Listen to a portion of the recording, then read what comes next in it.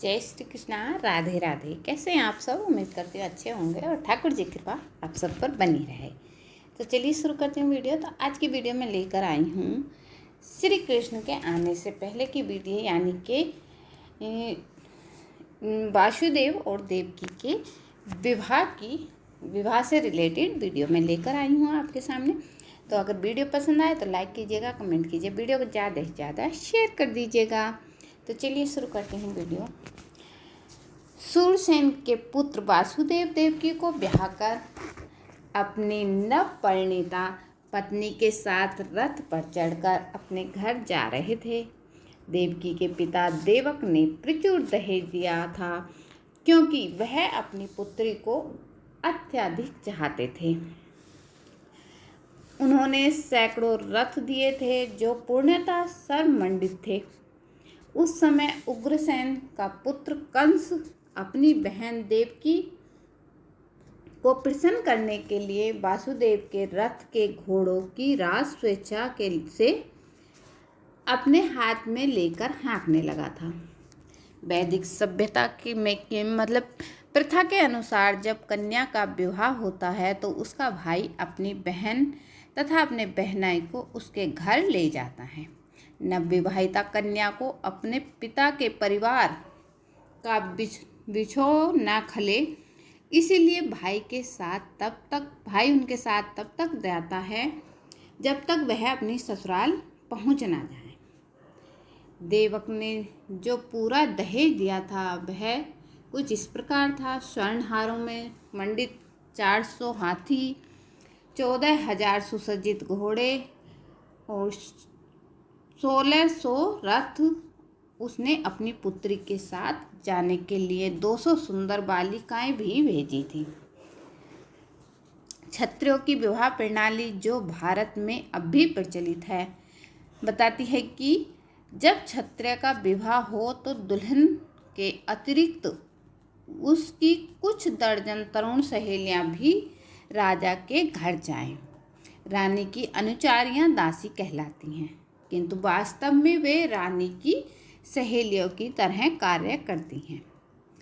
यह प्रथा अनादिकाल से प्रचलित थी और कम से कम 4000 वर्ष पूर्व भगवान कृष्ण के अवतार के भी पहले से खोजी जा सकती थी। इस प्रकार वासुदेव अपनी पत्नी देवकी के साथ 200 सुंदर कन्याएं भी लेते जा आए। जब दूल्हा तथा दुल्हन रथ में जा रहे थे तो इस शुभ मुहूर्त की जानकारी देने के लिए अनेक प्रकार के बाजे बज रहे थे।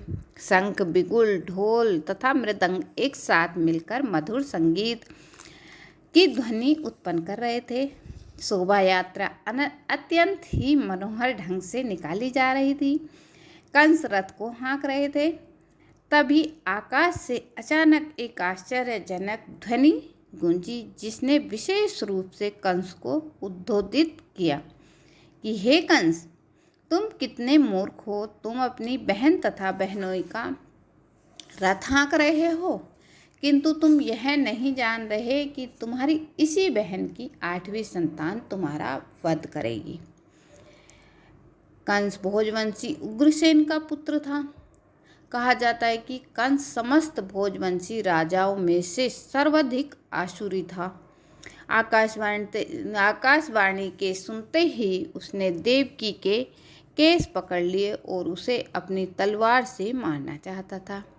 वासुदेव को कंस के इस दुर्व्यवहार पर आश्चर्य हुआ और वे अपने इस क्रूर निर्जल साले को शांत करने के उद्देश्य से अत्यंत तर्क तथा प्रमाण सहित इस प्रकार बोले कि हे मेरे प्रिय साले कंस, तुम भोजवंश के सर्वाधिक प्रसिद्ध राजा हो और लोग तुम्हें महातनम योद्धा तथा पराक्रमी के रूप में जानते हैं।